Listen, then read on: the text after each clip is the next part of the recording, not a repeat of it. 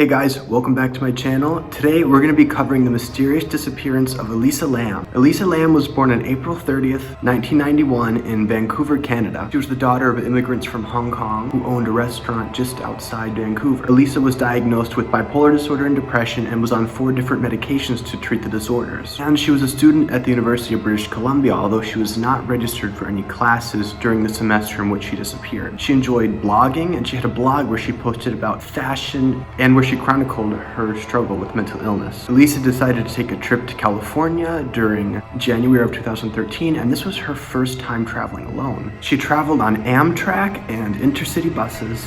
She spent a few days in San Diego, and then she continued on to Los Angeles. After 2 days in Los Angeles, she checked into the Cecil Hotel, which is near LA's Skid Row. Skid Row is a very shady place. It is known for having the highest concentration of homeless people in the United States, and it is just generally known as a dangerous area where violent crime is not uncommon, and everybody knows that you should avoid Skid Row. Cecil Hotel is known as a suicide hotspot. Throughout the years, there have been many suicides by guests, and there have been many serial killers who have stayed in the hotel. At first, ELISA was assigned to a shared room on the 5th floor, but after her roommates complained of quote-unquote odd behavior, she was moved to a single room just for herself 2 days later. ELISA was supposed to check out of the Cecil on January 31st, but when her parents did not hear from her that day, they contacted the Los Angeles City Police Department, and they flew down to help with the search. Yesterday, we were made aware of a missing persons case, ELISA LAM. She was last seen on the 31st at the Cecil Hotel at 640 South Main Street. She's a Canadian citizen. We're in connection with Interpol on a regular basis. In any case that involves foreign nationals usually comes to us. So right now we're asking your help. We have a photo.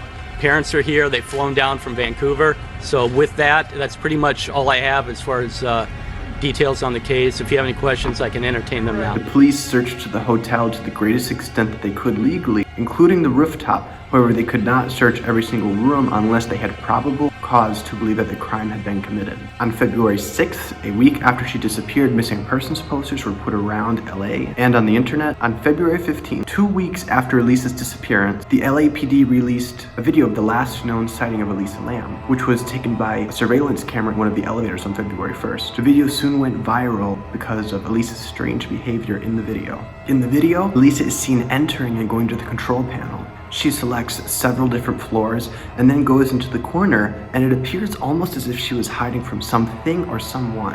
What's interesting is that the door does not close. It should have closed after a few seconds, but it wound up remaining open for over a minute. ELISA stepped up to the door and put her head out, peering left and right, as if she was looking for someone who may have been following her. Then she quickly stepped back in and retreated to the corner by the control panel. The door was still not closing. She walked out into the hallway again, came back into the elevator again, and walked out again. All the while, the door still did not shut. When she came back into the elevator again, she pressed many more buttons on the control panel, some more than once. Then she leaned against the wall again. The door still was not closing. Then she began to reach out into the air and make strange gestures with her hands as if something was there that she could see, but the camera was not picking up. She then exits the elevator, and the door shuts, reopens, shuts, reopens, and shuts again before leaving. What the fuck? It went viral all over the world almost immediately after it was released because of the odd behavior and the elevator not working. There's a couple different theories about what was going on with the elevator. One theory is that she was trying to escape from somebody, which may have explained why she was acting so erratic and why she looked into the hallway as if somebody was following. Some people think she may have been under the influence of ecstasy or other drugs. However, no drugs other than her prescription medications were found in her system during the autopsy. Some people think that she may have just been having a psychotic episode because of her history with bipolar, depression, and other mental illness. Some people online thought the video had been tampered with. There were some people who thought that up to a minute of footage may have been taken out. The timestamp on the footage was also very hard to read, which may have been because they took part out and didn't want people to see that it jumped, that there was missing time. People think that certain parts may have been slowed down or sped up. As the search for ELISA continued, guests at the Cecil began to complain about low water pressure,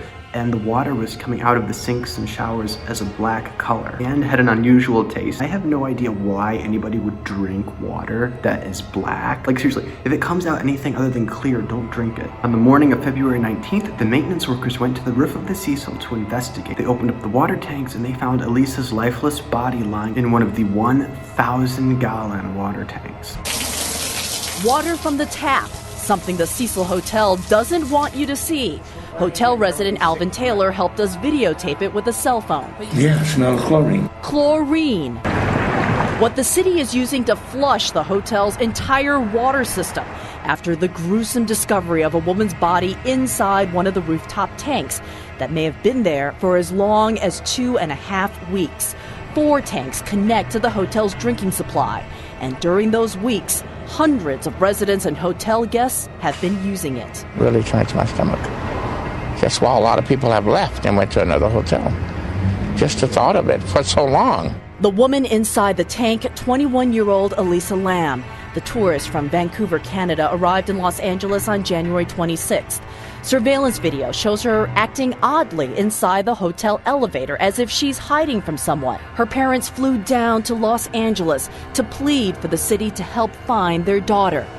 Outside the family's restaurant near Vancouver, a memorial for a young life lost too soon in an unforgettable manner. The tank was drained and had to be cut in half to remove the body. They thought it would have been too difficult to retrieve her through the hatch. They found ELISA completely naked, and to this day, nobody knows what happened to her clothes. The most confusing thing about this is how did she manage to get on the roof? The only way to access the roof was through a padlocked, alarmed door, which only the staff members knew the code to. And if she had tried to force her way on or entered the incorrect code, a silent alarm would have gone off at the front desk. And the lids to the water tank weighed so much that there was no way that she could have opened it by herself and gotten in and then closed it. It's just not possible. It's also confusing, how did she even manage to get up to the level of the water tank? The water tanks were 8 feet tall on 3 feet concrete slabs. The investigation determined the cause of death to be drowning, but they did not say how ELISA could have gotten into the tank or how she got on the roof.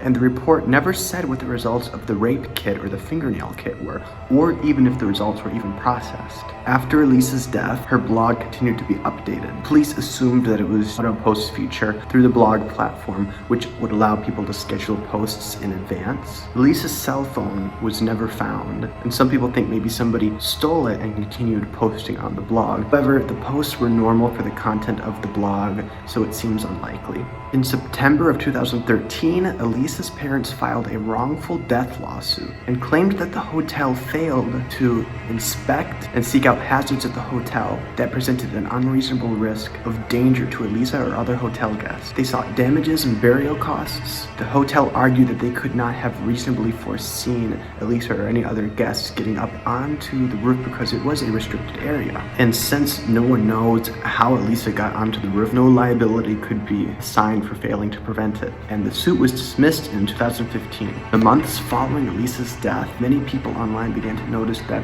the circumstances surrounding it were eerily similar to the plot points of a 2005 film entitled Dark Water.